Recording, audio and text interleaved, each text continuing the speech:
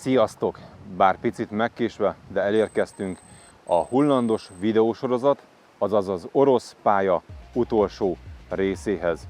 Mint látható, mi elindultunk Tibivel a lengyel-belorusz határól, és mennünk kell az orosz pihentetőre, ahol ismét csinálnunk kell egy 24 órás pihenőt, ez idő alatt pedig elmegyünk majd egy városnézésre, és kiderül, milyen egy hamisítatlan, orosz kaviáros palacsinta. Másnap elmegyünk vámolni, majd mehetünk az orosz lerakóra. Előtte viszont majdnem eltörtem a lábomat, moszkvai kirándulást már bicegbe tettem meg. Moszkvából pedig repülővel jöttem haza, na de egy picit elkalandoztam, kezdjünk bele a mai részbe. Amit én hiányolok egyébként sokszor a kamionozásban, hogy nem villognak a lámpák. Tudod, a zöld például jelezne, hogy elkezd villogni, hogy már mindjárt jön a sárga. Ausztriában villog. Ez egy baromi jó, mert kamionnal sokszor repesztesz, mert mehetsz például 70-nel vagy 90-nel, de azzal nem fogsz tudni megállni. Na ez a probléma. Sokszor akkorákat kell fékezni, és itt az élőállat szállítás. Na, nem, a lámpa, hogy itt olyan. Itt olyan, de az élőállat szállítás meg végképp, mert még jó, én a vassal, oké, befékezek, az állatokkal annyira az nem biztos, hogy jó. Úgyhogy én ezt bevezetném egyébként világszerte a Cressben, ez egy hatalmas dolog, hogy villog a zöld, hogy mindjárt jön a vége. Viszont srácok, nem is ezt fogom nektek most így felvenni, hanem előveszem Juniornak a fényképgyűjteményét. Na nézzétek, távolból villognak a lámpák, na ez egy baromi jó dolog. Tehát előveszem a fényképgyűjteményét, és akkor erről fogunk most beszélgetni, miközben ti nézitek, hát jelen esetben a belorusz autópályát, ami egyébként fizetős. Igen. És mivel fizetjük? Ja, itt van. Bocsánat, jobb felső, hát most ide ebbe a kúthoz azért ugyanaz, mint a lengyel, hát ez a lengyel, ez a belorusz. Ide erre a kútra bejönni, hogy töltsünk rá pénzt. Oké, ez mi ez a cseh vagy az? Ez a cseh, lengyel, belorusz. Akkor bejövünk ide is, hogy milyen munkafolyamatok történnek. Egy benzinkút, megkérdetek ugye ismét parkolót, hogy milyen parkolási lehetőségek vannak. Itt is teltház van, ott a hely, tehát az hibátlan. Most még tankolunk is, mivel üzemanyagunk annyi, hogy nem érünk el Oroszországig, de Oroszországig meg csak annyi, illetve annyit fogunk most csak tankolni, hogy Oroszországig elérjünk. Nézzétek az árakat, aki gondolja, visszaforgatja, 1,60, ez mit hogy jelenti? Ez 1,67 lenne, de 1,67? Látod, ő semmi anyázás, meg van dumálva, kész. Mindent le lehet zsírozni. Benzinkút teljesen normál. Többen kértétek, hogy feltétlenül mutassak be kamionos parkolókat, WC-ket, éttermeket. Mint látható, nem az a lepukkant, koszos, mocskos illemhelység fogad.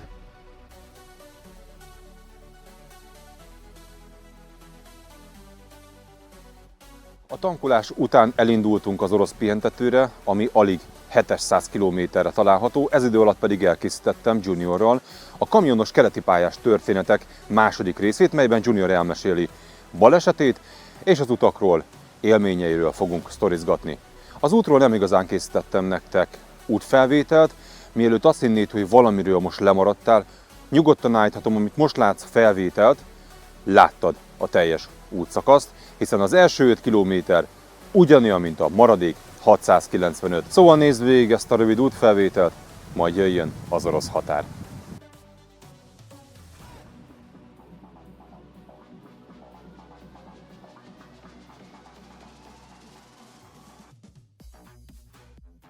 Egy érdekesség, most vesz ki minket a rendőr, meg kell állni itt a leállósán, majd kicsit óvatosan állunk meg.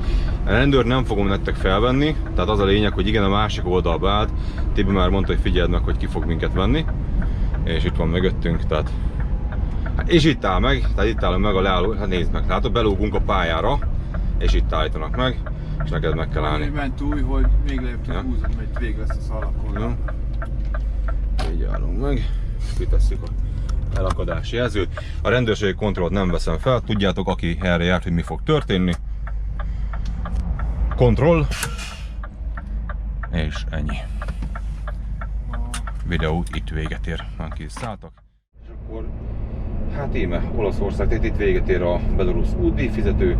Szépen belazulunk. Ott lesz a Russzia tábla, én már ide látom. Oké, és a Russzia tábla, tehát lényegében Aha. Nem ez. Innen Követ, 1, követ. 2, Látom, harmadik. Akkor ott megállunk itt a állósávon. És Russia. Innentől, vagy még úgy át kell menni is onnan? Nem Russia az Horvátországban a kikötő. Jaj, Russia, igen. Ez Russzia. Russzia. Na srácok, hát elérkeztünk idáig is. Jó, szerintem gurulj át és tolassunk vissza, hogy utána tudjunk fényképezkedni. Tehát, Itt is az élen is maradt, csak maximum lassan fog menni. Ennyi. Oroszország, oda meg kijönni, welcome to Belarusia Republika. Ennyi. akkor tisztálunk így meg. Megjöttünk.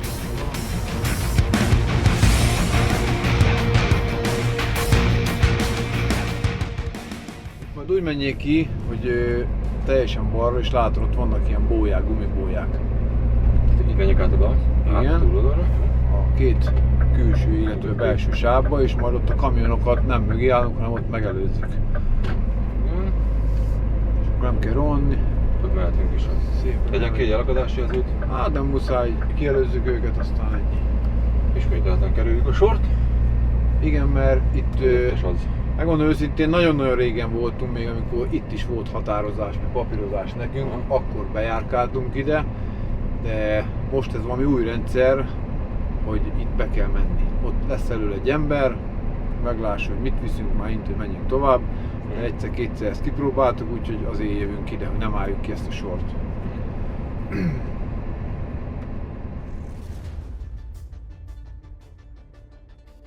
Különösebb gond nélkül megérkeztünk. Oroszországba határlépésen szinte semmi különös nem történt. A határ után megálltunk egy kijelölt kúton, ami egy Shell kút, tankolni. Az üzemanyagár az 203 forint volt egy liter gázolaj, szóval igencsak olcsó. Itt is beugrottam nektek levideózni egy mellékhelyiséget. A benzinkútról talán annyit, mintha Európába lettél volna. Ugyanazok a csokik, szinte ugyanazok a csokik, üdítők, és még a Shell kutas hotdog is ugyanaz, amit meg is kóstoltunk. Ezután pedig mentünk a pihentetőre, mert mégiscsak elfáradtunk. Az éjszakázás, négykezes munka igen sokat kivesz az emberből, hiszen én sem vagyok hozzászokva, úgyhogy ezen része fárasztott le a legjobban. Következő lehetőség, bekötő út, ott megyünk be jobbra. Megyünk, hogy jobbra.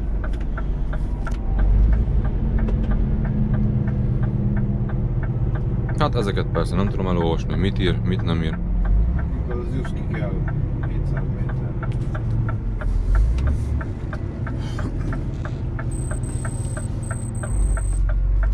A tája szép viszont, az le a kalappal, az szép zöld. Említettem neked itt egy leégett házat. Az itt van, most pont a virágzó fáktól nem látni, de itt egy faház volt, és csak a kémény, ami a házon belül volt, az látszik. Ez leégett, ez egy faház, ez egy faház. Két orosz úttal ezelőtt jöttünk, és itt ott tudták a tizoltók. Ez eltűnt. De elég szép. Mi ez, telefonfülke? Hát az a vörös drót.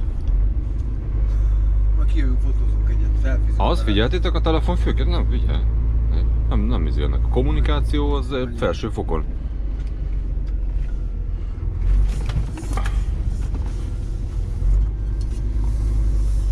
Ez a kavics a legjobb helyen volt ott egyébként.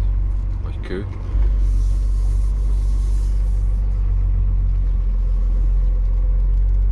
Aha, ott vannak a kollégák.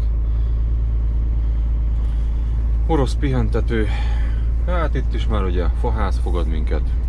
Megnézzük persze a WC-t.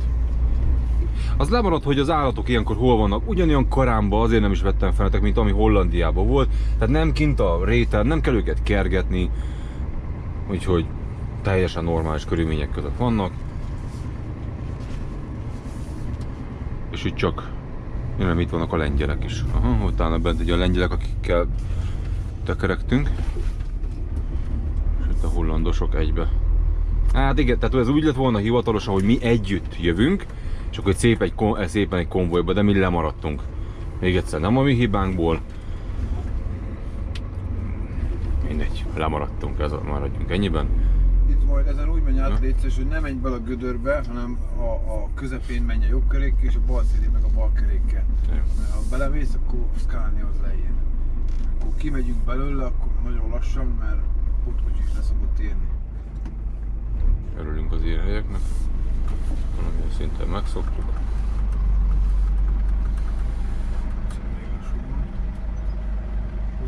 Lassan enged le, az a lényeg, majd amikor a húzó lejön. Amikor lejön a húzó, akkor még a pótkocsi nem megy fel. Mehetsz nyugodtan, csak lassan. Scania ebből jó, mert ezzel lehet nagyon finoman, nagyon lassan. Vagy lehet, hogy egy kicsit túl lassan jövök.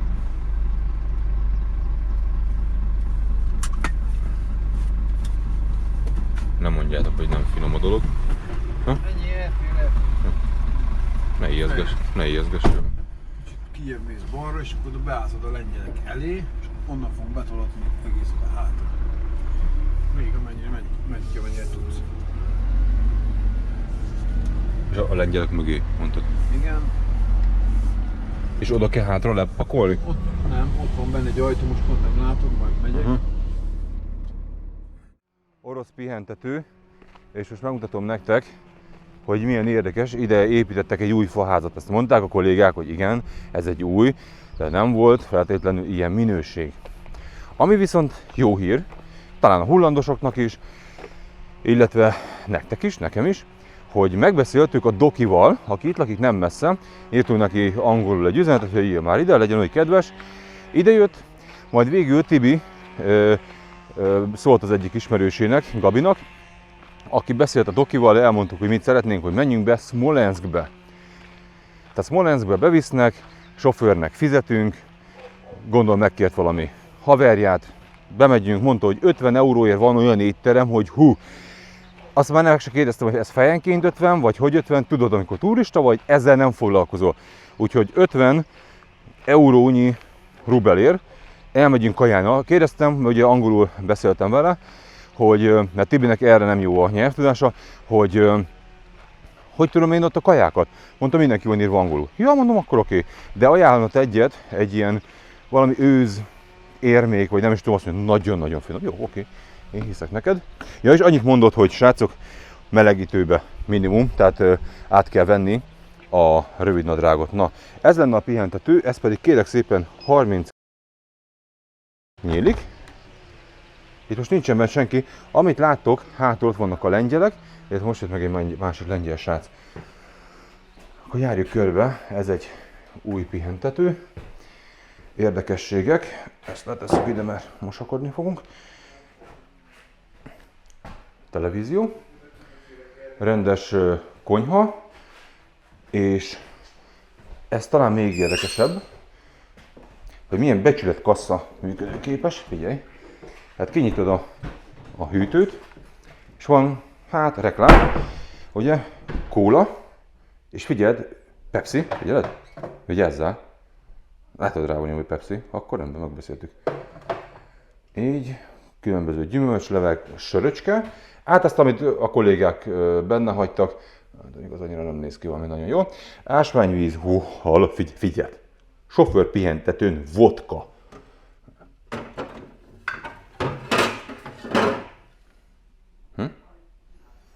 Ezt megbeszéltük. És akkor figyelj, mindenhol ott az árlista.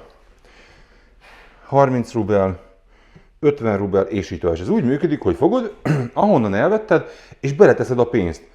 Hogy miért fog ez benne maradni, azért kérlek szépen, mert ott van fent egy kamera.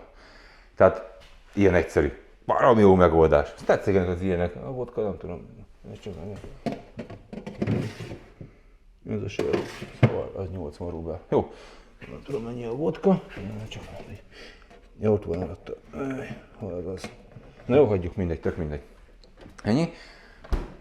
Hűtő, hát itt a befagyasztó láda. Abban nincsen semmi.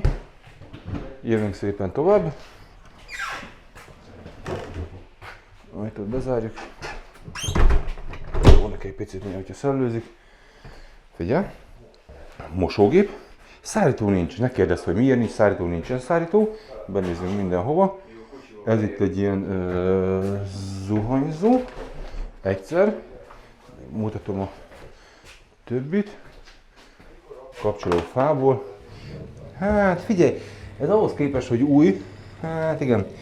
Látszik, hogy ilyen mindegy. Figyelj. ajándéklónak ne nézd a fogát, ahogy mondják, ahol ingyen zuhanyzó van, ott ingyen zuhanyzó van, teljesen rendben van, és van nekünk toalettünk, de nem csak egy, hanem itt van 2 toaletta is.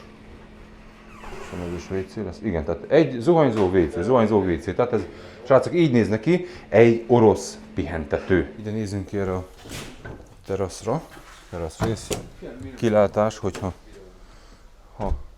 kiülnél ide, hát egyből nekem fúrja a szemem ez a rengeteg cigarettacsik, hogy egy hamuzót azért egy befőttesőleg úgy gondolom. Na mindegy, engem ez zavar, olyan mocsok az egész. Pedig a kilátás, kiülsz ide. Esküszöm nektek összedem. Kérjük ide cigarettacsiket eldobni tilos. Mert tök fajn a táj is, és én nem szeretem, hogyha olyan. De szép a környék. Jó a levegő. Tó. Futhatsz bele fürödni. Igen.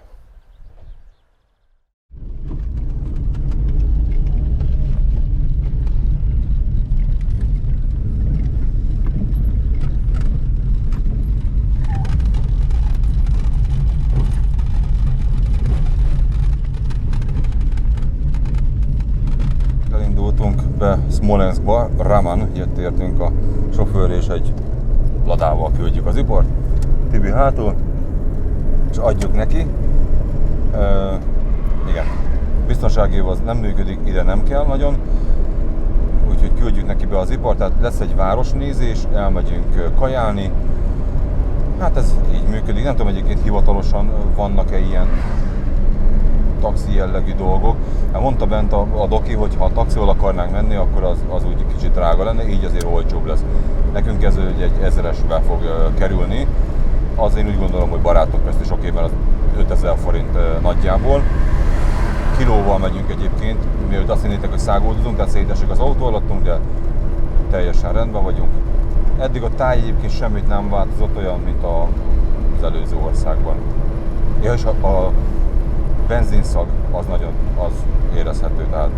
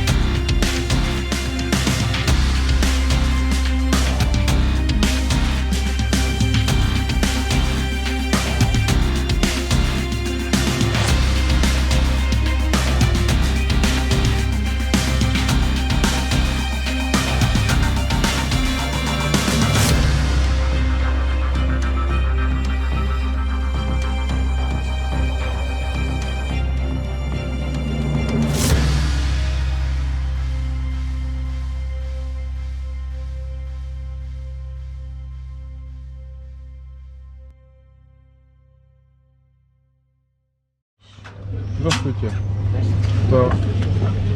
Это Креманчик? Да. Это какой? Два. Найк. это один. Так, один будет такой. Уреу. Это что это? Пломбир классический. Это ванили? Да. Вот ванили.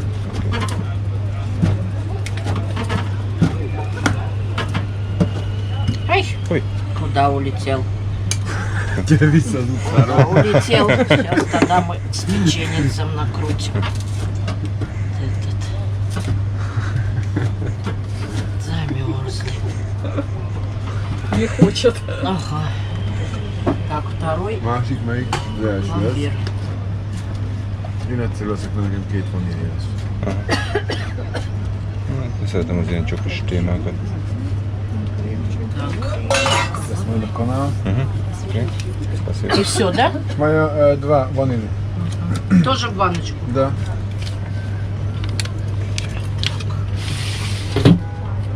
Hát sajnos az az étterem, ahol készültünk, zárva van. Úgyhogy nem tudom, ugye ez egy ilyen svéd asztalos étterem, Michelin csillagos szakáccsal. 50 euró lett volna fejenként, tehát nem olcsó, de viszont itt minden meg tudtunk volna kóstolni, ami orosz. Hát most a srác mindjárt felhívja a dokit, aztán meglátjuk, hogy mi a második opció, vagy hát most őszintén nem tudom. Na, megérkeztünk egy másik restaurantba. Kérek szépen mindenkit, nem félreérteni a szituációt, nem vitettük ide a rózsát. Ez egy ilyen, de úgy nagyon kellemes. Tehát sajnos, hogy a másik záró van, de remélem kárpótol minket ez is. Szoljanka az van. Az biztos. Ja, azt akart, az mi az a leves? Ja, várjátok a hangot beteszem, mert elnézést. Téged lehet, hogy nem hallanak a nézők, de így talán. Здравствуйте. Извините, это English. можно English. Na vastagabb, ez nekünk való. Breakfast. Akkor csak szólok, hogy akkor rajtad fog múlni, mit teszünk. Rajta fog Mert persze. ezt a kinálsra. Hát van egy ilyen, hogy forró előétel, gondolom ez a... Igen. Előételt akarunk, van valami jellegzetesség szerinted? Hát a káposztos, káposztát, a salátát azt mindig előre hozzák.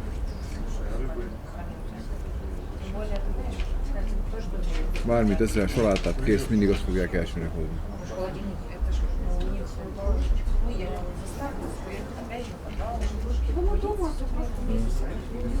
Itt vannak a saláták.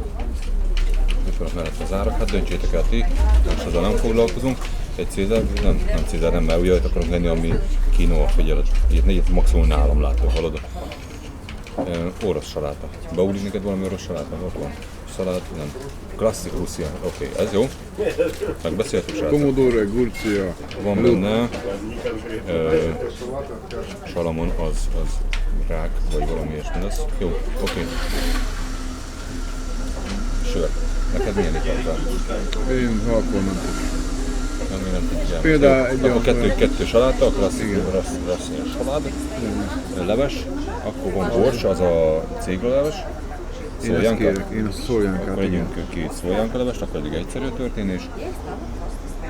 Hát, nem tudom, Az mit örök kedvenc a szoljanka. Ja, halételek. Vannak, és csak salamonból vannak saslik. Salamonból, ne salamonból, az ott. De salamonból is jó lett. Jó, nézzetek hülyének, na mindegy. Azt mondja, hogy... Na, megjött az első menü, tehát ez a rák saláta. Így van. Figyelj, jól néz ki. Nem gondoltam, hogy az oroszok egyébként mennyire eszik, nem tudtam mennyire eszik a tengeri herkentyűket. Figyelj, mindjárt megkóstolom és értékelni fogom. Amit én már hiányolok mellé, nekem egy kis bagett, ugye? Ropogtatni, de... Na hát az étel értékelésem. Először, amikor számhoz vettem az ételt, azt mondtam, hogy fú, kegyetlen finom, tényleg. Nagyon adta. A garnélának ez az ízvilág, amit a tányéromban volt, ez nagyon-nagyon jól adta. Egy édes szósszal van leöntve, csak a végére ez annyira kellemetlen lett, hogy szó szerint nehezemre esett lenyelni az ételt, enyhén már nem is tudom, csípett is, nem is tudom nektek elmondani. Tehát egy kis kanálkával azt mondod, hogy fú, nagyon ott van. És utána egy ilyen tömény, erőteljes valami jön elő, és én kevesebbet tennék ebből a szószborán. Mondom, a garnélának jót tett, a rukkola ízét azt teljesen elvette, nem tudom mi van rajta, valami cukrozott, mézes. Véleményed? Hasonló? Nekem ízlik. Ízlik? Most éppen gondolkodok, a szósz mi lehet, de nem tudok rájönni. De a méz, tehát egy erős édes valami. Tehát azért tette magát ugye elsőre. Na, ez lenne egy ilyen orosz garnéra saláta. Második ételünk a szójánka leves. Na hát mondom nektek, hogy ebben mi van. Meg fogjuk mindenképp főzni, eléggé furcsa, hogy olívabogyó is van benne. Kolbász, hagyma, egy másodperc. Kolbász, hagyma. Nagyjából az olívabogyó egyébként nem érződik benne, azt gondolom, hogy savanyításnak van benne. Érdekes, mindenképp el fogjuk ezt készíteni. Látom, ez kaporral van megszórva, igen, és tejföl. Hát egy ilyen, olyan, mint a céklaleves, hogy amit én korábban már elkészítettem nektek. Kenyér, valahogy azt nem adnak mellé.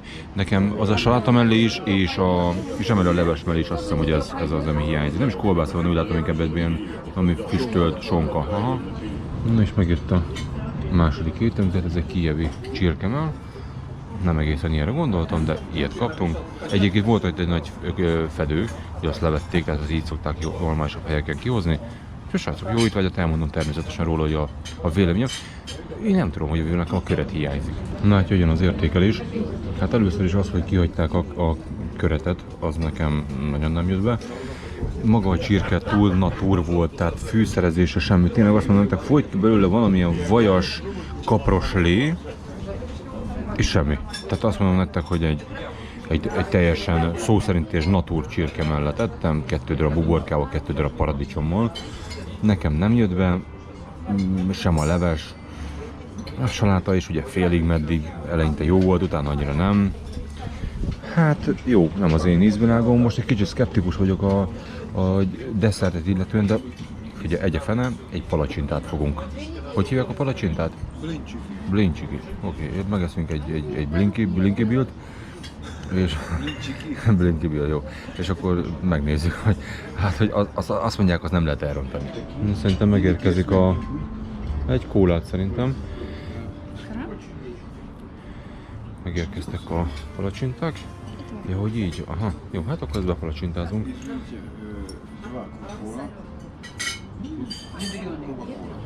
Да. Na tehát ez a következő menüsor, srácok. Igen, ide kicsit félreértett, mert nem értettük, hogy mit magyaráznak. Tehát az a lényeg, hogy 3 palacsinta, 2 palacsinta nagyjából így van, tehát úgy akartuk, hogy egy. Végül is egy, végül is így jött ki. Az a lényeg, hogy ez egy ikrás palacsinta. Ne kérdezz meg, hogy kell lenni, belecsomagolom, aztán majd fanyalgok. Az egy...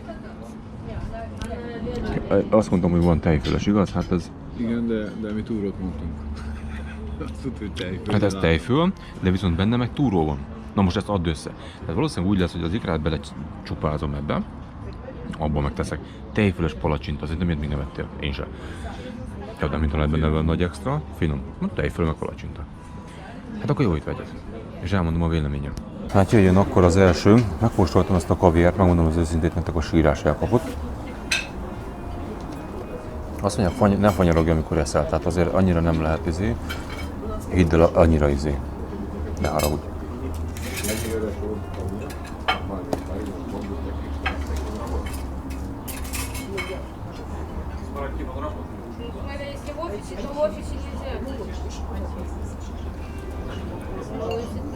Elhiszem, rohadt rossz. Komolyan nagyon rossz. Én nem kapok ki, tehát ha ide azt hozták, annyi, hogy egy adagot én megeszek. Komolyan nagyon rossz, nem játszok rá.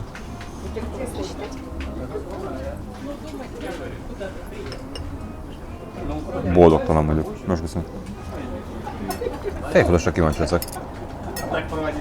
Amit én ajánlok nektek, palacsintát, és próbáljátok ki, ha nem hallgattok, túrós, nutellás. Egy picit megkened nutellával, jöhet rá túró, feltekered. Ez a perfekt véleményem szerint.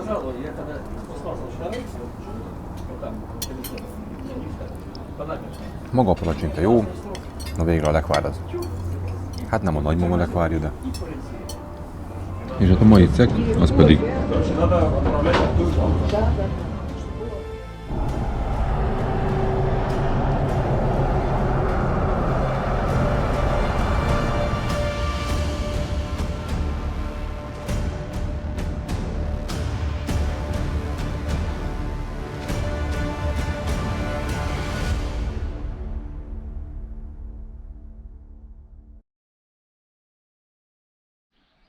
Jó reggelt mindenkinek! Hát ilyen reggeli ébredés is régen volt. Képzeljétek, reggel van 6 óra 35, az itt 7 óra 35, olyan, mint a dél lenne. Körülbelül. Hát itt a lengyel srácok parkolnak, este ment a Dáridó. Junior közben készíti már is a kávét, ezzel kezdünk minden reggel. Kafé. Csak szólok, akik ismernek, hogy kávét főzök, igen, kollégámnak. Süti a kávét. Az írjára rólam, hogy én nem főzök senkinek kávét. Micsoda, minden nap ő fő. Én nem főztem kávét, csak hogy megjegyzem. Utána pedig tök jó, mert ugye a zuhanyzó, megyünk be csobbanni egyet, és akkor kezdhetjük a melót. Irány a vám. Amint megvolt a pakolás, jöttem be, és még Tibi rendezi, ugye itt fizetni kell a parkolásért a díjat. Azt hiszem itt 180 eurót kell fizetni azért, hogy itt lehajtass az állatokat, és ugye itt parkolok, a parkolás egyébként ingyenes lenne. És akkor én megyek és zuhanyozni, hiszen itt minden egyes elindulás és érkezés után zuhanyzunk, hiszen ugye az állatokkal foglalkozol, hozzájuk érsz, akármit csinálsz, falmolsz, így mindig zuhanyzunk, szóval higiénia nekem nagyon tetszik, hogy az van. Scaniás tasi, ha még nem mutattam volna, baromi király. És amit fogunk itt csinálni, még bele kell húzni, míg én zuhanyzok, addig Tibi rendezi a pénzt, amíg ő zuhanyzik, addig pedig megtöltjük ismét kávéval a termosz. És ha végeztünk a zuhanyzással, akkor már nincs hátra, mint kifizetni azt, amit Fogyasztottunk, a kólát már beraktam. Ott van. Akkor azt most csak így egyszerűen. 2 sör, 160. Jó, akkor top.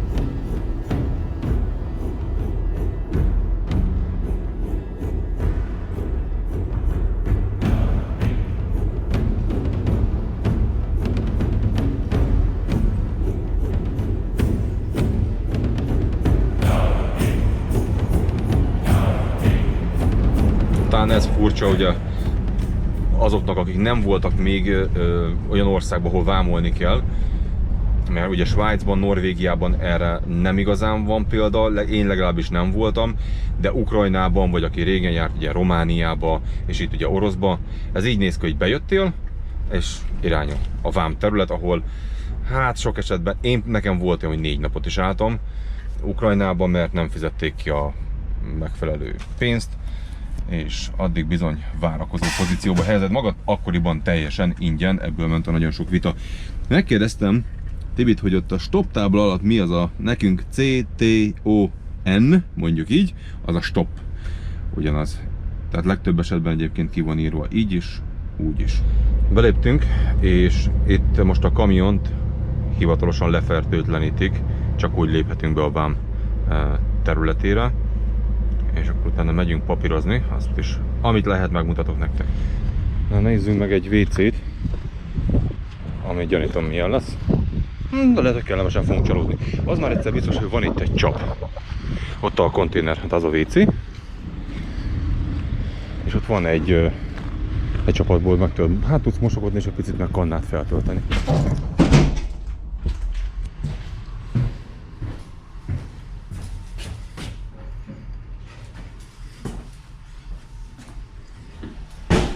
Akartok bratizni? Halló! Szia! Ja, szóltak, hogy mehetünk a doki rámpára. Én sétálok, ülök eleget.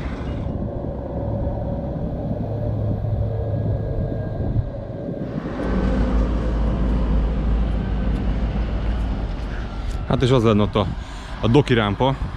Az azért is, mert hogy be tudjon nézni az állatokhoz.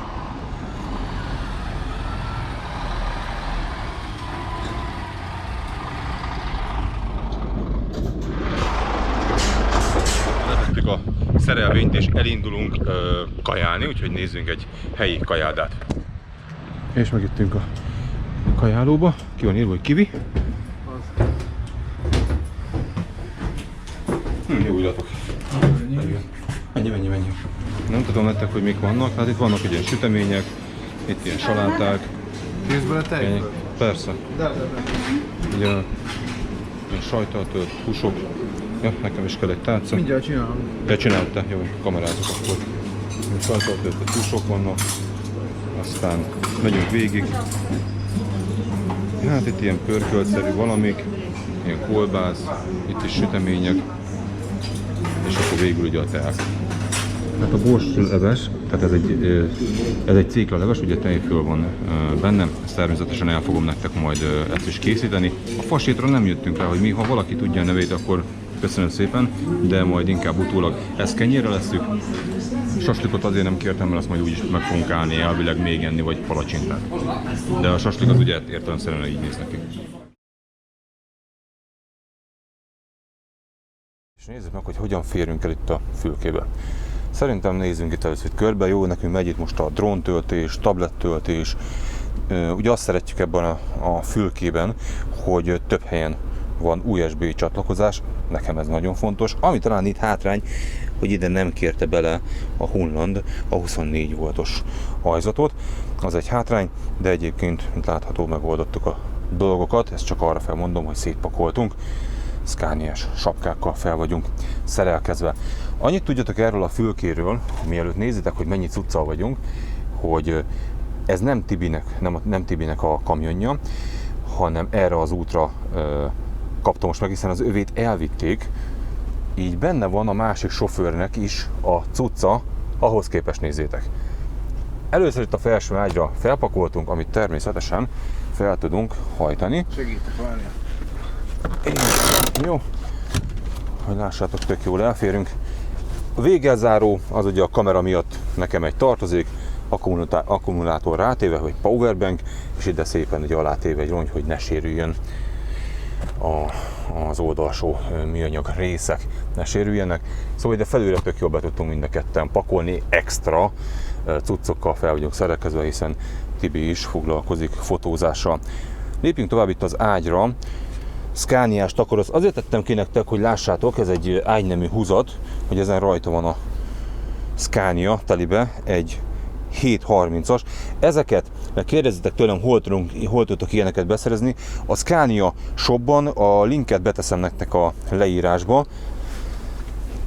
Alatta egy lepedő, én ezzel szoktam takarózni.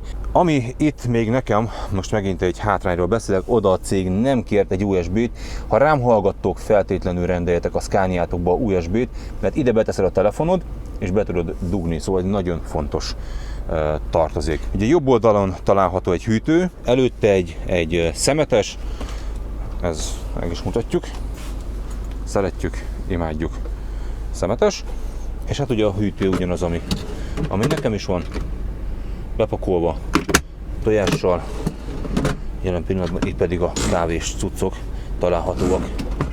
Tibi nagyon bele van mélyülve a filmnézésbe, jelen szó szerint nézi, megkértem, hogy lehalkítsa, ugyanis ezen a kijelzőn nem csak navigáció, hanem filmet is lehet nézni, igaz, csak álló helyzetben, amikor be van húzva a kézifék. Richmond, vonalban van a Whitehall. Mindjárt, asszonyom. Tehát hang is ott van hozzá. És srácok, ilyen lenne belülről. Ami itt érdekesség, hogy rengeteg autópálya kütyüt láthattok. Hát szerintem elmondhatjuk sorba. Tibi, segíts nekem, légy szíves, kezdjünk onnan bal oldalról. Az egy Magyar. Az Hugo. egy magyar Hugo. Mellette van egy szlovén, illetve bocsánat, ez nem szlovén, hanem a francia. Oké. Itt egy telepassz, egy olasz le van esve. Igen. Jó. Ez mellette, ez a szlovák. Igen. Oké. Szlovák, Német. Orosz. Cseh. Mondja a cseh. A lengyel. Belarus. Azt mondja az osztrák, szlovén. És akkor az meg a horvát. Jó. Hát van itt. Itt van még egy matrica, ami matrica, de van benne chipezve, viszont meg a török. Jó. És ugye hát itt a német tolkólek, ezt pedig azt hiszem ismeritek. Menjünk ki, mert ami érdekessége, hogy nálam láthattatok itt a filmben, mostani filmjeimben egy hűtőt. Szerintem, amikor ezt a felvételt nézitek, már én bemutattam a kamionos kütyük szerintem 5. részében. Ebbe a kamionba viszont, mivel hosszú távot járnak a srácok, kívülre kértek, itt az ágy alatt található nagyobb rekeszben van egy hűtő. Gyertek ki és megmutatom, amit a srácok egyébként jobbára fagyasztóként szoktak használni. Található az oldalsó box, ugye, amit innen tudsz nyitni, és itt található benne ez a Voyaco hűtő, ami és már így nyílik. Na most ez nem fagyasztóra van jelen pillanatban állítva, igen, Junior márka, ha már Juniorral vagyok. Egy ilyen kis rács, és most benne ilyen szalonna, kolbász, főleg ilyen füstölt áru, joghurt. Egyébként ugye fagyasztóként szokták a srácok használni, mivel ez nem Junior kamionja, így a rövid távon nem használ fagyasztót. Ilyen életképeket nem igazán vettem fel nektek. A fülkéből az a helyzet, hogy többnyire éjszaka közlekedünk, mint ahogy most is fogjuk ezt tenni. Egész nap itt állunk a vámon, meg is lesz egy 9 órás pihenünk. Annyit tudtunk csinálni, hogy kimentünk az étterembe 2-szer, ezt hadd jegyezzem meg nektek. Másodjára mentünk, és Junior nézett ilyen dobozos süteményt. És képzeljétek el, a nő rám nézett, vagy ránézett, tök mindegy, és kezünkbe nyomta ezt. Ez 350 rubel. Kérdezte, hogy milyen nációjuk vagyunk, mondtuk, hogy magyar, és azt mondta, hogy akkor ez egészségetekre. Így jobb hiány a feleségem megnyerte ezt a süteményt, köszönjük szépen. Ez néhány embernek hihetetlen, mi is néztünk egymásra. Ez, Junior, így történt? Így történt. Jó, tehát mert valakinek ez olyan hihetetlen, hogy ingyen adnak. Nekünk is az volt, ez itt adta ingyen, nem tudjuk, hogy milyen. Nem adtunk semmi borravalót, elmentünk ebédelni, kártyával fizettünk, mindegy. Benéztünk itt a kamionshopba, de egyébként itt vagyunk egész nap, netezünk, el vagyunk. Most pedig sütök egy kávét. Ez a sütsz egy kávé, hát hogy korábbi részekben volt erről szó. Ezt úgy használják ilyen kamionos slangben. Én próbáltam utána járni. Ismerősöm azt mondta, hogy ez biztos, hogy a börtönből, mert ezt őt nagyon sokat hallotta, hogy süss egy kávét. Akit érdekel, addig a papír része, tehát ez a Kirkárni benne a CMR-rel. Ez milyen papír ez a? Azt itt a vámon adják. Azt majd mindjárt le fogjuk adni. Jó. 3 példányt adnak, 2-t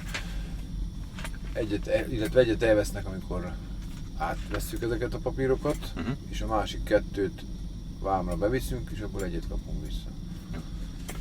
Papírok.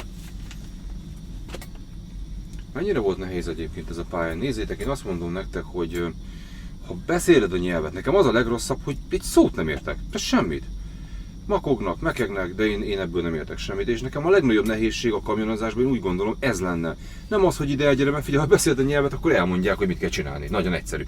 Annó például, amikor bementem, életemben először voltam Svájcba vámolni, már a vámos unta meg, hogy nem írnak velem, megfogta, szó szerint megfogta a kezem, és gyere velem, és elkísért mindenhova. Ez egyébként teszem hozzá nagyon ritka, mert ugye így szokott repülni vissza a papír, de látták, hogy nagyon fogalmatlan vagyok.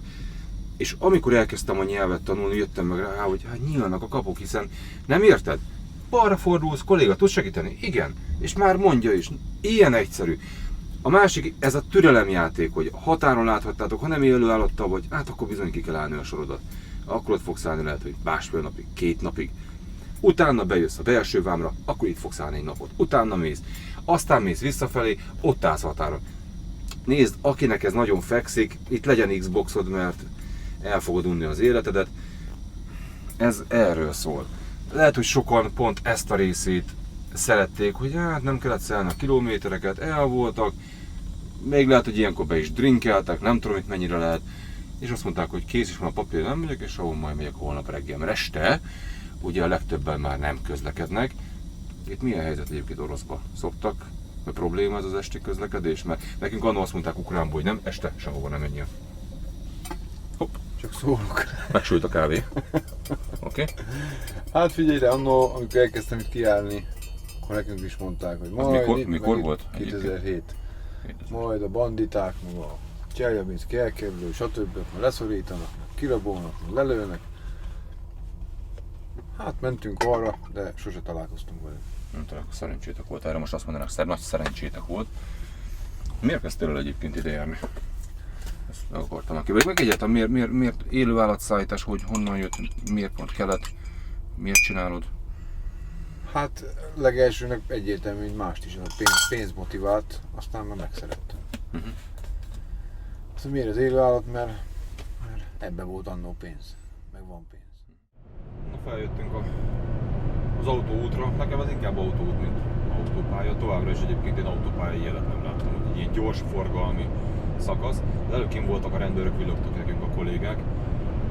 Hát begazoltam hirtelen, megmondom miért, mert nem egyértelműen, és itt megfordultak mennyien. Tehát, hogy nem egészen egyértelműen hogy álljál meg, hanem milyen jelek vannak? Hogy Csak a világítós botjában, mert világít a botja neki. Csak legyint egyet, fölemeli, de éppen lehet szotyizik, és a bal kezével meg csak fölemeli maga mellé, akkor meg kell. Nekem olyan volt régen, hogy ha így verte a lábát a bottal, akkor is meg kell állni, szóval érdekes, ha nem állsz meg, akkor utánad mennek, na akkor hatalmas probléma. De szerencsére nem vettek ki, úgyhogy haladhatunk. És akkor ugye a palacsintázóig megyünk, ami hát hajnal 3-kor lesz palacsinta. Non-stop. Non-stop palacsinta. Ugye, palacsinta az mindig jó jön. Hajnal 3-kor, ami orosz idő szerint hajnal 4, de alapból ők egyébként 2 órával vannak előrébb, csak most előrébb van állítva nálunk az óra. Így ez hajnal 4 órakor, orosz idő szerint az egy teljesen tökéletes kaja lesz. Figyelni kell a lakóterület táblákat, nézzétek, csak itt is az átkelő van. Hát ha jönne egy gyalogos, a szívem megállna szerintem. Még egy picit hozzá kell szokni a menéshez. Plusz az nagyon minket. Na itt az első, tessék, már is a leállósávon állnak. Teljesen normál. Valamit bizniszelnek, vagy vontatnak. Húzos lenyom minket. Megszokom egy picit a képet. Itt a 90 még egyenlőre nekem annyira nem adja, tudod?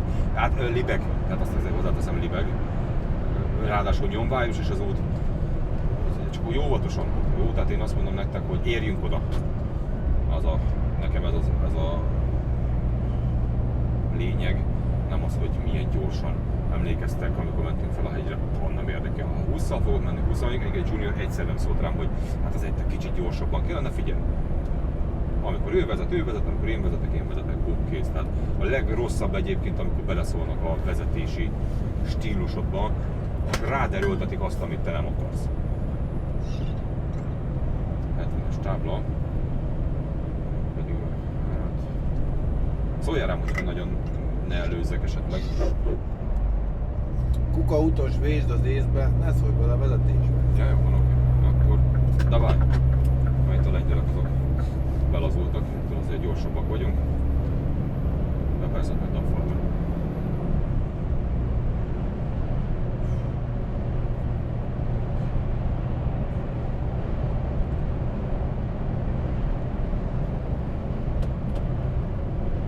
Elsőben 70-es tábla. Trafibox. Pont a kanyarba lesz, már majdnem fölfele mész, akkor lesz a trafibox, fönn a Rostopon. Kamionos parkoló. Hát amennyit láttok belőle, azért kommentelem le nektek, hogyha nagyon nem adja vissza a felvétel. Hát egy sima innoből. Ó, basszus, itt megálltunk volna, mert föl kellett volna tölteni vizes kannát. Most már mindegy. Ez egy jellegzetes parkoló, mert ezt sokan úgy hívják, meg úgy ismerik, hogy forrás, Smolenski forrás. A forrás. Aha. Itt azt mondták az oroszok annól, hogy abból a vízből, ahol az orosz megáll és úgymond felvételez vizet, abból lehet inni. De nekem sem volt még eddig semmi bajom belőle. És lehetett Tőle. erre majd legközelebb időt fogunk szakítani, most nem fogunk megállni, ugyanis haladni kell az életben. Hát srácok, éjszakai útfelvételt már pedig nem nagyon fogok csinálni, inkább majd hajnalban. Bízzunk benne, hogy ugye, mivel kelet felé tartunk, kell majd fel a nap, így remélhetőleg szép tetőkameráról készített felvételeket tudunk nektek készíteni. Annyit még azért... Megnézzük, hogy megköszöni egy pillanat. Ó, köszönjük szépen. Igen, szívesen. Igen. Annyit még azért szeretnék elárulni, hogy nekem van egy kis meglepetésem, amit még a Laci se tud, úgyhogy majd hajnal előtt is lesz, még a palacsinta előtt is lesz bejelentkezés. Megálltunk a 345-ös kavicsnál, mert hogy egy kamionos parkolót is levideózunk, illetve a poharat szeretnénk megvásárolni. Úgyhogy ami kell nekünk, egyszer Scaniás pénztárca, hogy kártyával ha tudok fizetni, ha nem, akkor Junior fog fizetni. Cash-sel, úgyhogy srácok, gyertek! Ki van ez szépen világítva, és átsétálunk oda a túloldalra, megnézzük, hogy mi van.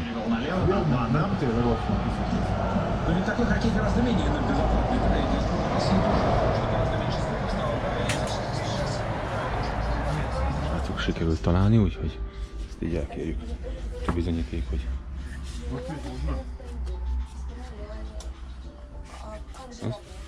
Az? Oké.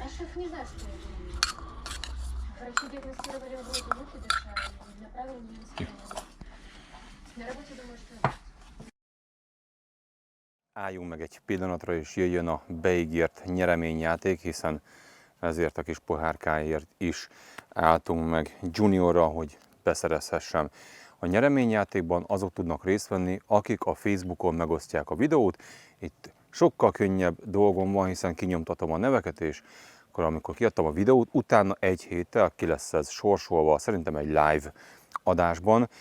Gondolkoztam, hogy milyen módon lehetne még jutalmazni így a nézőket, de az a helyzet, hogy a YouTube megosztásokat viszont nem látom. Nagyon szépen köszönöm mindenkinek, aki megosztja a videót, és akkor köztetek ki lesz ez sorsolva.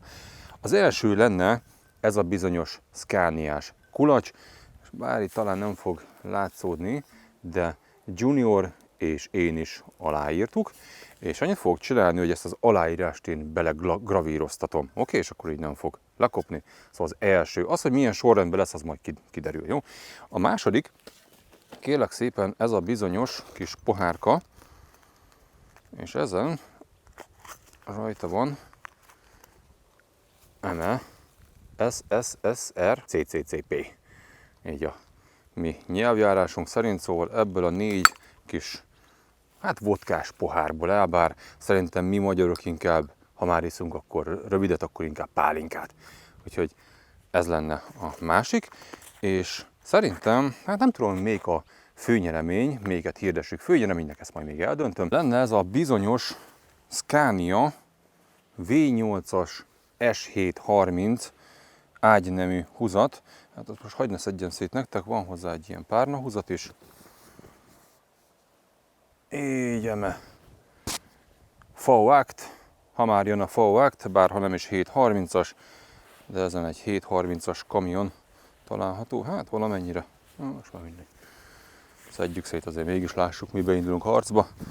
Így, srácok, akit szeretne egy ilyet nyerni, jó, azok, ha megosztottátok, akkor köztetek ki fogom sorsolni, hol tudtok ilyet beszerezni. Teszem nektek a linket, ugye ez mind a Scaniának az ajándékshopjában megtalálható, és akkor onnan tudtok online rendelni, vagy hogyha bementek ugye a Scaniához, hát főleg mondjuk a Bihatorbágyi az a, én úgy tudom, a fő telephely, és akkor akár ott is meg tudjátok ezt rendelni, vagy helyben vásárolni. Folytassuk a videót. Na srácok, sikerült, itt van az orosz kis pohár, úgyhogy ezt majd ki fogjuk sorsolni.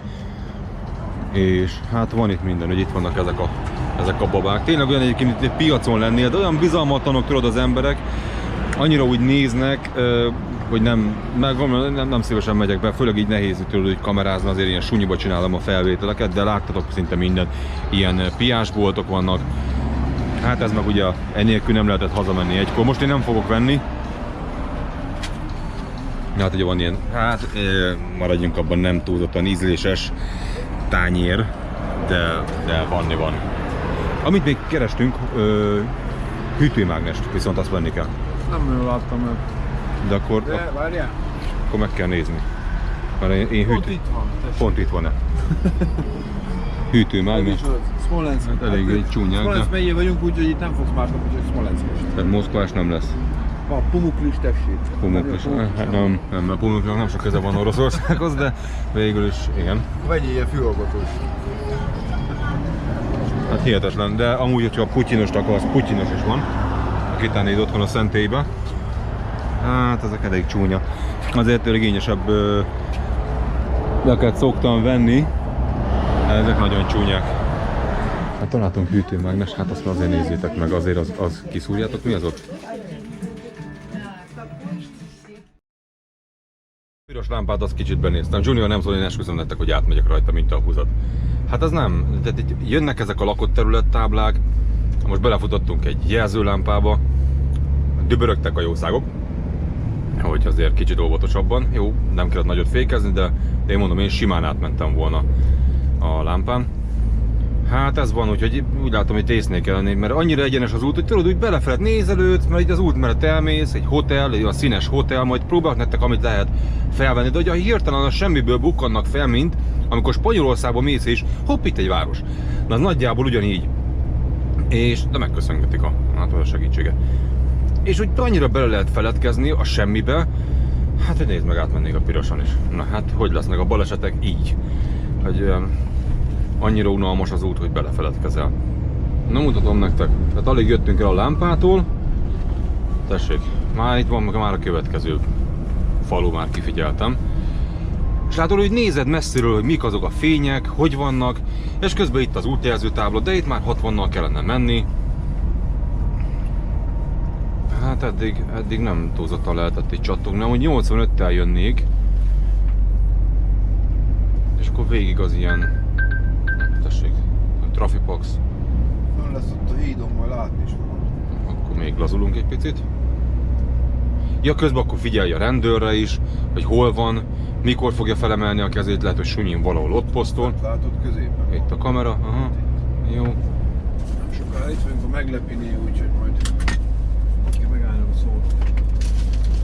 Üzemanyag 41, 44, 45, 44. Szerintem nagyjából elmondtam vele mindent. Vannak ilyen műrendőrök. Ne siess. Siessük. Lassít.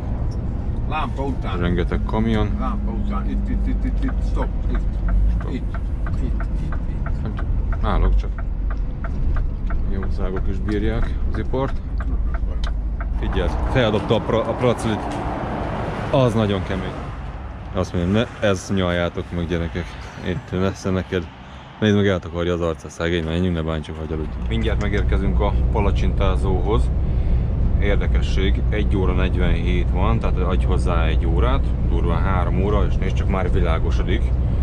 Úgyhogy ahogy megkajáltunk, kitesszük a kamerát a tetőre, én lefekszek csúcsolni, és remélhetőleg csodálatos felvételeket fogunk tudni készíteni. Bal oldalba lesz egyébként? Igen. És akkor jobbra álljak le, ide erre, izére? Semen?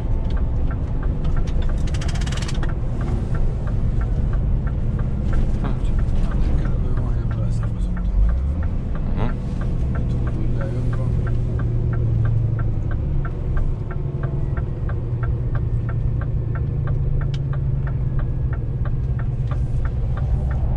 És ott át kell szaladgálni? Ez az? Az jó. Ez normál, úgy látszik, átfutunk itt a főúton.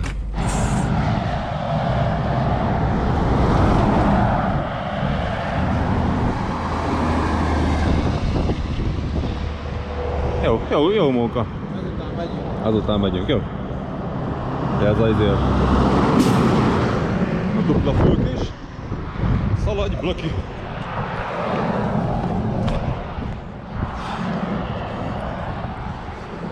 Blincsiki. Azaz Blinky Bill. Így van egy palacsintázó, úgyhogy hát olyan, mint egy McDonald's végül is. És akkor mindjárt látjuk, mi a felhozata. Na hát itt lenne a palacsinta. Úgyhogy az enyém az nutellás túrós, ezt tudom mindenkinek ajánlani, próbáljátok ki. A másik pedig nutellás ananászos. Elméletileg.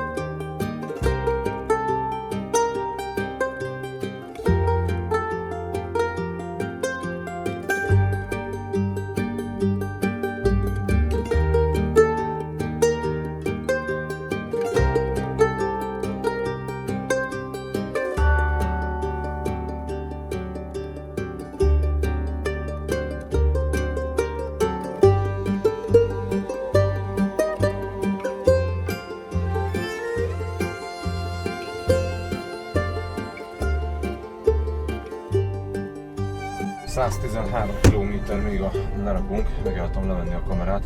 Hát képzeljétek el, itt mutatom. Arra a szarra ráléptem, úgy kiestem az útra, recsent akkorát a bokám. Hát egyenlőre úgy néz ki, hogy egy recsenéssel megúsztam. Hirtelen alig bírtam ráállni. Az szép lenne, hogy az ember eltörni és semmi közepén a lábát. Na mindegy, hát vannak ilyenek, ekkora nyombájú van. Az út egyébként jó. Azért akartam bekapcsolni a fejkamerát, nem az utat, mert az tök snassz ugyanúgy, inkább a házakat mutogassam nektek, azokat gyertek és nézegessétek velem. Hát ez olyan, mint hogyha ilyen műanyag házikó, az tégla, de van egy fából, például ez, az is zöld. A rendőr ezen az útszakaszon egy volt eddig, nem akartak kivenni. Hát ilyen furcsa kéglők vannak errefelé. Ez meg ilyen, nem tudom, skandináv jellegű, vagy hol vannak ilyen műanyag, valahol Észak-Norvégia, nem tudom, hogy ez inkább fából talán, fel tudja, hol vannak ezek a műanyagszerű házak, nem? Érdekes. Hát nézzétek az út! Azt próbáltam már felvenni jobbról, balról, előről, hátulról. Ugyanaz a sékterep, ugyanaz a semmi, rengeteg fa, és nagyjából elmondtam vele mindent. Talán a közlekedésben vannak olyanok, hogy ugye ilyen, szinte, tehát kétsávos az út, de 3 sáv széles, és akkor mennek el középen az autók. Tehát ugye ilyet láthatsz például Lengyelországban is, sőt van Németországban is, nem sok helyen, de 1-2 helyen van. Eléggé olyan snassz. Ez télen mondjuk azért izgalmasabb lehet. Jármű felhozatal, na igen, van belőle, látunk csőröset is, csőrös kamiont, azért van bőven kamaz. Hát most meg vagyunk a semmi közepén. Drónozni azért nem akarok, mert őszintén hidd el, nem sokkal több mindent látnám, hogy a drónoznánk. Egy kicsit maximum majd ott a végén. Jó, inkább most így magát a házakat gondoltam, hogy megmutatom. Elvileg 12-17-re mondja Tomi, hogy odaérkezünk, ugye az hát 1 óra. Én úgy érzem, hogy a mai nap, hát ha csak nem egy este 10-es repülővel, a mai napon nem fog tudni hazamenni, úgyhogy így én szerintem Moszkvában lesz az éjszaka. Na de hát ezt ennyire ne rohanjunk előre, rakodjunk le. És addig még van egy pár kilométer.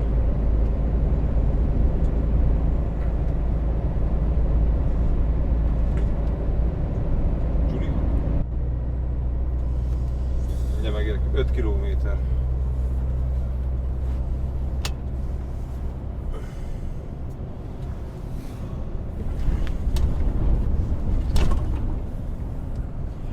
Elérkeztünk úti célunk utolsó állomásához, vagy hát legalábbis a fuvar szerint 5 kilométerre van a lerakodó helyünk, úgyhogy 1 kilométer is befordulunk erről a csodálatos útról egy valószínűleg még csodálatosabb útra.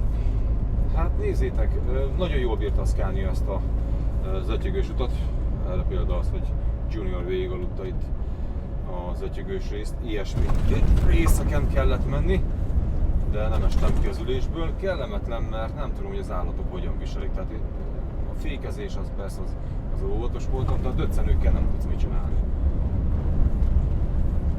Bízom benne, hogy nem ráztuk szét őket nagyon. És az lesz, akkor letérünk. Ja.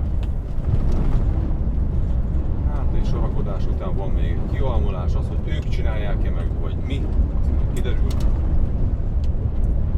Fogunk egyet zuhanyozni, kíváncsi, hogy milyen zuhanyzó vár ránk. Már hogy elnézem, az lesz ott bent eléggé új telepnek tűnik.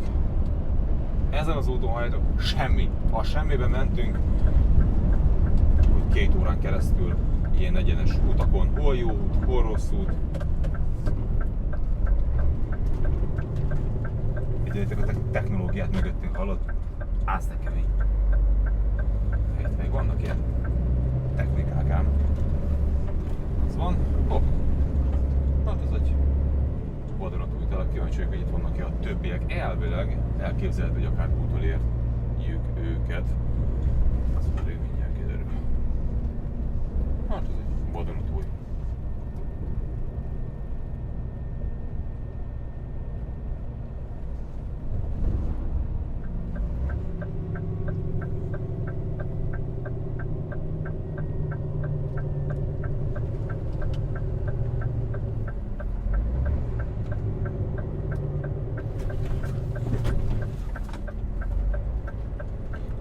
lábam egyenlőre úgy érzem, hogy nem fáj. A legdurvább az, hogy tényleg kizuhantam az út szélére. Első kérdés, van róla felvétel? Nincs. Ez a leglényegesebb, hogy van róla felvétel. Nem az, hogy jól vagy? Van felvétel? Vissza akarom nézni. Hát igen. Na hát akkor átrom a telepet neked, mert fogalmam nincs, hogy... Hát szerintem itt álljunk meg, aztán majd jönnek. Így? Bemegyünk meg. Kijönnek ide? Kicsit menjek azért közelebb, vagy mérlegre kell szoktak menni? Nem jellemző. Kicsit megyek előre. Itt is a bürót semmit nem látok kiírva.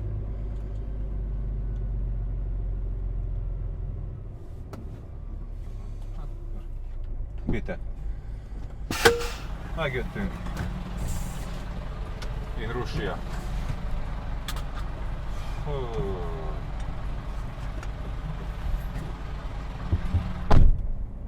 És azt így ne felejtsük el, hogy 22-e van. 22. Hát csak azért, hogy mai napon lettem kamionos. 11-11, az is 22, vagyis hát igen, 22, 22. Minden 22. Full 2-es. Látjátok? Így kell ezt csinálni, úgyhogy a mai napon hivatalosan is, legalábbis a nagyok szerint, a legendák szerint, csak az az igazi kamionos, aki volt kamionnal Moszkvában. Úgyhogy mai napon elmondhatom, így 2019. május 22-én voltam kamionnal Moszkvában, és csak ez csávóz, mintha felém battyog, nem? Szerencsére megnyugodhat mindenki, jó dolgok lesz itt az állatoknak. Úgyhogy vadonatúj hatalmas telep, és ott legelésznek a jószágok. Hát azt mondták, hogy jöjjünk egyenesen. Jelenleg is ilyen fertőtlenítő lesz. Ez ilyen fertőtlenítő? Aha. Jó. Akkor lassan jövünk. Tolatás nem sok volt ebben a mostani videósorozatban, úgyhogy jöjjön nagy, hát nem is tudom minek nevezik, kapuraállás. Ez nem rámpára állás, hanem kapuraállás. Oda kell beállni. Oda. Ja, nézem, csak most Junior meg szerintem mögöttem van. Ja, nem, elment, jó.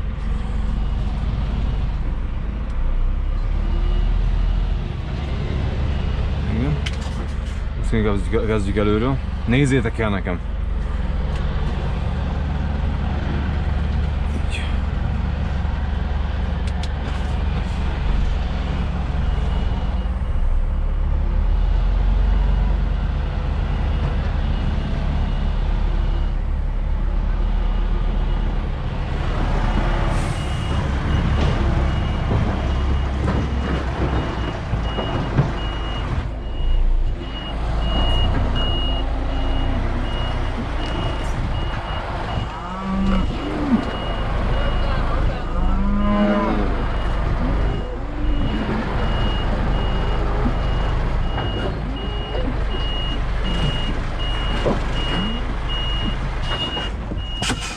Nem lett tökéletes, de a lényeg, hogy le tudnak menni a jószágok. Akkor fuvar feladat. Ende. Megyek szögelni. Na hát amint lerakottunk, az meg volt. Hát nem mondok sokat, szerintem 5 perc alatt. Utána kijöttünk ide, ez itt van teleptől 3 kilométerre, és itt fogunk kialmolni. Hát amennyit tudok. Mert sántikálok eddig rendesen. Utána, ahogy végeztünk, visszamegyünk lezuhanyozni, és akkor majd látjuk. Hoppa. Repül a kula. Ez a legjobb egyébként, amikor fáradt vagy. Egy kis szarlapátolás a legjobb. Oké, nézzük. Akkor. Mindig a levezetés. Legjobb. A legvezetés a legfinomabb. Azért nyom még ki, mert húzott lesz. Ja. Na.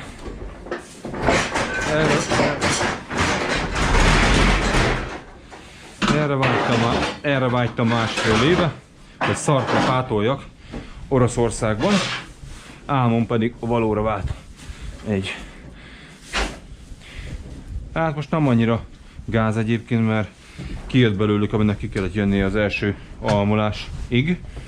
Úgyhogy ez most ilyen szárazabb cucc. De nem büdös egyébként, tehát nincs vele gubanc. Próbáld ki, tényleg. Egyszer ki kell próbálnod, milyen az, amikor a tehén kakit villázott kifelé a pótkocsiból.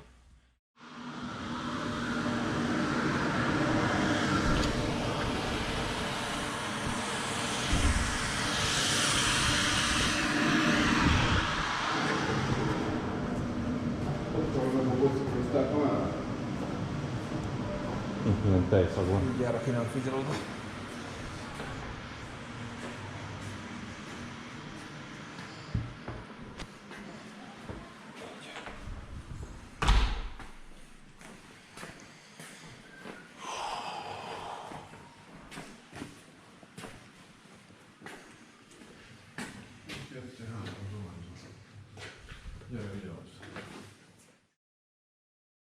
Megérkeztünk Moszkvába.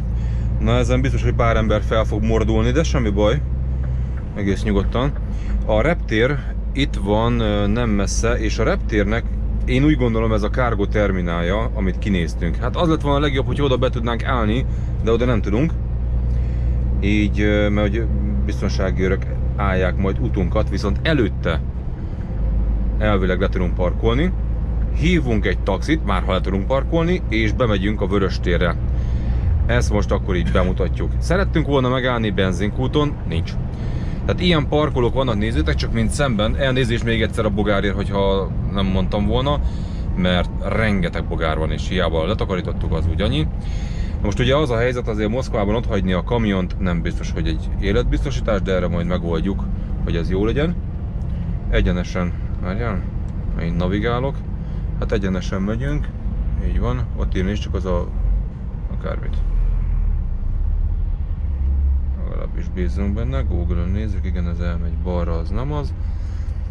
Tehát lejöttünk innen a főútról, és behatolunk, úgyhogy mondjuk úgy egy ilyen ipari parkos megállás, nézzétek, csak ezt figyeltem itt ki, ezt itt. Tehát itt a bejárat, ez, itt vannak a biztonsági őrök, és ide. Hát 1, 2, 3, hát ide. Tudunk leparkolni, ennyi hely van. Hogy lesz-e hely, mindjárt meglátjuk. És elvileg, ha tudsz, akkor az útszélén. Kérlek. Parkolj le. Aha, hát teltházban. Ott állnak a srácok. Igen. Igen. Hát hely nincs. Szomorúak vagyunk.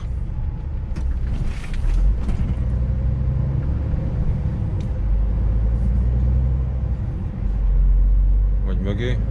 Necces? Hát, megnézem a előrébb mi a helyzet. Az a kis autó onnan kiállna, pont beférjük. Nincs benne senki. Valakinek foglalja a helyet. Hát ha itt, ez. Ide. Befér szerinted? Ó, ez pont ez a miénk lesz szerintem. Várjál. Kiszállok és akkor nézem neked. Egy másodperc, bitte. Van itt hely.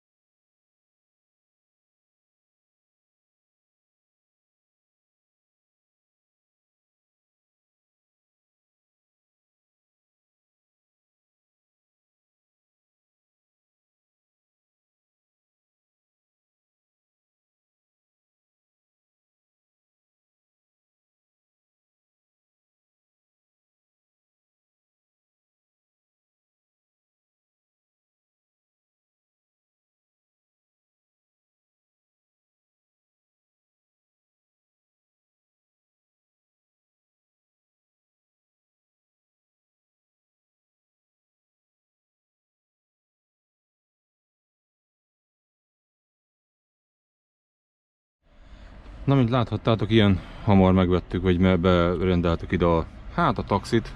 Azt nem tudom, hogy most ez taxi lesz-e, vagy ilyen privát sofőr. Mi ennek a neve ennek az alkalmazásnak? Get? 2 T-vel? Ez a Get, igen, 2 T-vel.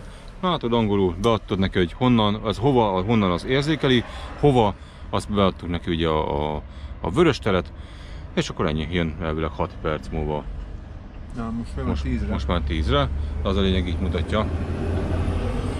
Itt látjuk az autónkat, hogy ott van, úgyhogy fog jönni, 6 kilométerre van tőlünk. Hát, várunk, Alexeinek hívják. Aha, most indult el, gondolom összecsomagolt, megnézte ki, kik vagyunk, mik vagyunk, és akkor ugye cashbe fizetünk, ennyi.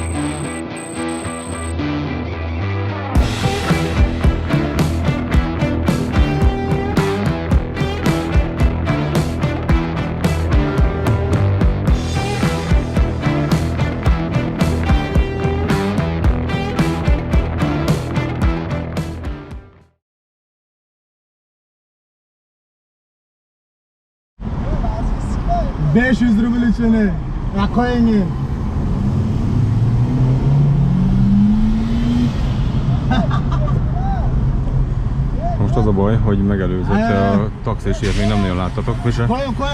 Szerintem összevesztek azon, hogy kié legyen a fuvar. Pedig a srác jött ide hamarabb.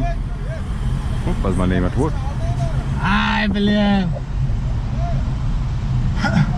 Na jó érzés, amikor szorítanak lefelé minket az útról. Vagy hát nem tudom. Egyszer vigyorognak, egyszer szorít lefelé az útból. Krama! Nézd meg, hát ilyettek. Airport?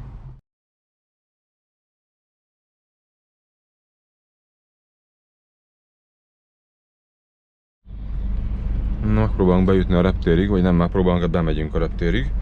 És akkor innen átballagok a terminálba. Elvileg be lehet jönni kamionnal, már csak itt ez az egyenes van. Itt elmegyünk jobbra. És megyünk befelé. Hát 10 órakor megy a repülő, most pedig 7 óra 24 van, tehát 2,5 órám van. Hamar el fog menni. Hát hamar ugye be kell jelentkezni, Vizérrel megyek online, és hogy kaptam egy ilyen regisztrációs számot, aztán majd elmondom. Mert bent a reptéren nem tudom mennyire lehet, gondolom, amikor már majd becsekkoltam, utána lehet kamerázni. Nos srácok, hát Tibi idatta nekem ezt a batyut. Elment, kiugrottam itt a lámpánál, és akkor innen már csak be kell sétálni. Úgyhogy majd látjuk, hogy mi a helyzet. Hát nem tudom, hogy mennyien ijednének meg egyébként attól, hogy egy olyan országban vannak, aminek a nyelvét nem beszélik. Én ezen nem szoktam aggódni. Figyelj, egy reptéren angolul legalább beszélnek, és akkor oda tudod neki mondani, hogy hungari. Mit akarsz? Hungari. Hozzá már neki egy szendvicset. Nem, hungari. Érted? És akkor kész. Vagy egy szendvicset kapsz, vagy egy pofont. Hát valami majd lesz belőle.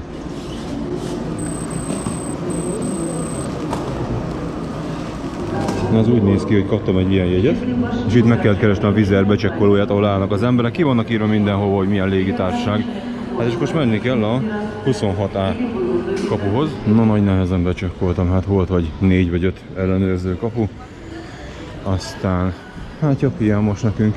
Azt mondja, hogy 26A. 26A, ide kell jönni.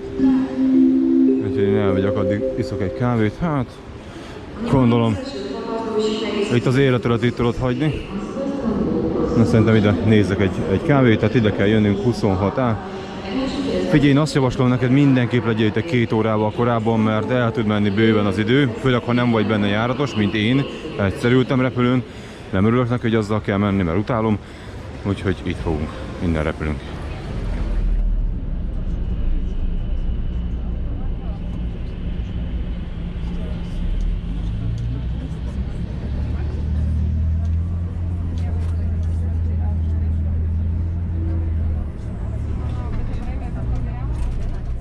El is érkeztünk a videó végére, nekem nincs más hátra, mint hazautazni Magyarországra. Az út 2,5 órát vett igénybe. Tibi folytatta útját Litvániába, én ide nem kísértem el, mert túlzottan sok idő lett volna, és szerettem volna inkább a családommal tölteni az időt, így is beszéltük meg a Hullanddal, hogy én eddig jövök, és innen, ha lehet, akkor repülővel jönnék haza. Tervben volt, hogy kiutazok feleségemmel Svédországba, a Scania versenyre, ez végül nem jött össze. Számomra egy örök emlék marad ez az út, Tibivel nagyon jól kijöttem, és remélem, hogy lesz még közös videónk. Ha van kedvetek, tartsatok velem legközelebb is. Sziasztok!